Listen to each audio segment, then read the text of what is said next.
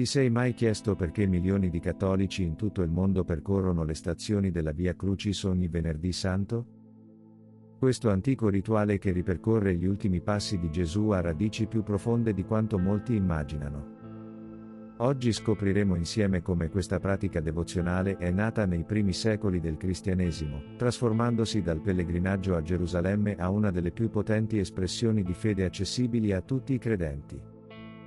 Quello che scoprirai sul significato originale di questo cammino spirituale potrebbe cambiare per sempre il tuo modo di vivere la Settimana Santa. La Via Crucis, conosciuta anche come Via Dolorosa, è un rito cristiano che affonda le sue radici nella storia e nella spiritualità della Chiesa, rappresentando il cammino di Gesù verso la crocifissione. Le origini della Via Crucis risalgono ai primi cristiani che, desiderosi di seguire le orme di Cristo, iniziarono a percorrere le strade di Gerusalemme per rivivere il suo cammino verso il Calvario. Dopo la conversione dell'imperatore Costantino nel IV secolo e la successiva libertà di culto per i cristiani, la Terra Santa divenne meta di pellegrinaggi, permettendo ai fedeli di visitare i luoghi della Passione. Con l'avvento delle crociate, i pellegrini che ritornavano da Gerusalemme cercavano di ricreare l'esperienza della Via Crucis nelle loro città.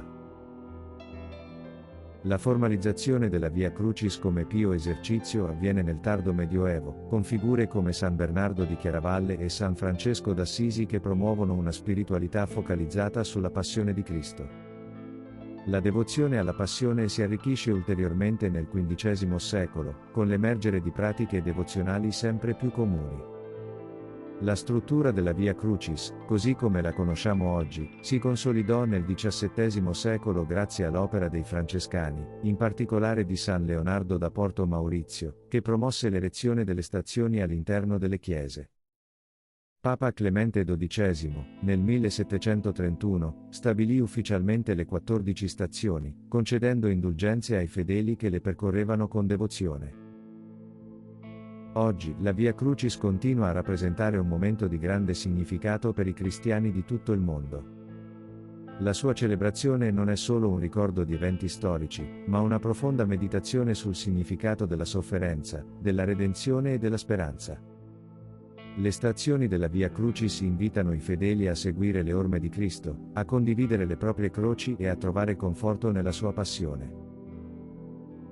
In questo modo, la Via Crucis non è solo un rito da osservare, ma un cammino da percorrere, un'esperienza che coinvolge mente e cuore, unendo il passato e il presente in un unico abbraccio di fede e devozione.